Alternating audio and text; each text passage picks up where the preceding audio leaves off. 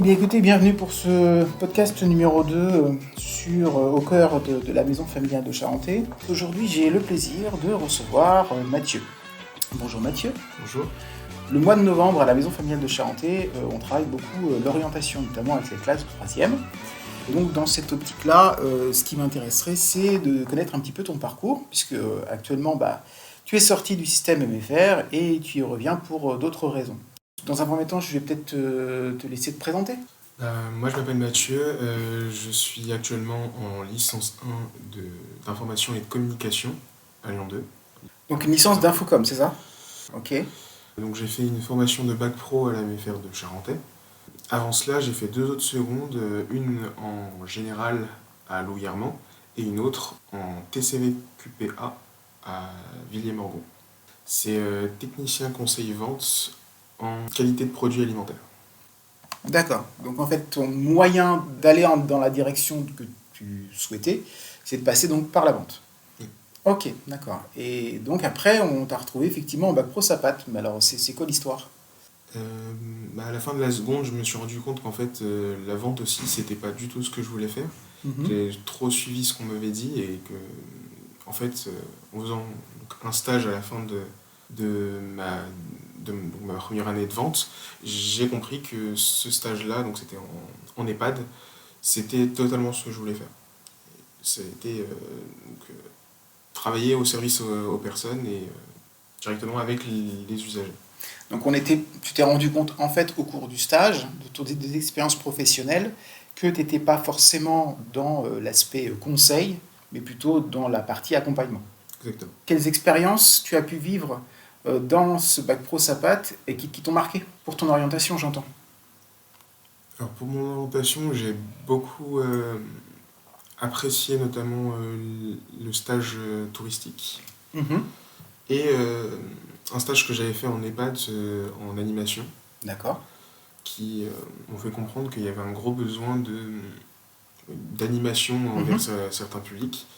Et l'idée de poursuivre donc, sur de l'infocom, c'était un moyen de compléter ça pour mon projet futur et qui permettrait de combiner les deux. Au final, ton projet, c'est quoi ? Ce serait de faire médiateur culturel. Alors, est-ce que tu peux nous expliquer un petit peu ce que c'est ? En gros, c'est s'il y a une école qui veut faire une sortie au théâtre, par exemple, D'accord. ils sont obligés de passer, donc faire une commande au théâtre, de faire une commande de bus, peut-être d'un repas s'il y a besoin. Okay. Et l'idée, c'est de passer par donc une agence de médiation qui, en fait, va faire une globalité, un package, okay. Avec un tarif réduit. Et puis moi, à côté, je touche une com là-dessus, mais... bon. Ok, c'est un joli projet ça. Donc c'était entre guillemets entre la communication, la valorisation et un service aux personnes au niveau d'un territoire. Ok, pour différents types de structures, puisque tu me parles éventuellement de la petite enfance, mais ça pourrait être aussi en direction de la personne âgée, des structures handicap, etc. Moi, ce que j'aimerais un petit peu qu'on vienne, c'est 2 secondes sur ton retour à la maison familiale, puisque tu es sorti de la maison familiale, il y a de ça 2 ans, tout à fait, avec l'obtention du bac, mention, je crois d'ailleurs. Assez bien. Tout à fait, félicitations encore. Merci. Et tu reviens ici, et donc pourquoi ? Quelles sont tes missions en fait ? C'est de la communication, je dirais, graphique en ligne, sur les réseaux, et puis de la communication, je dirais, interpersonnelle avec les publics en direct.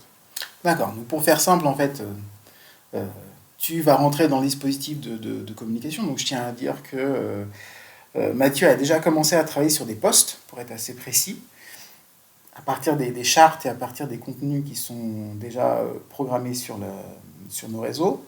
Et puis deuxième chose, tu interviens aussi en veillée, il me semble, pour proposer des animations.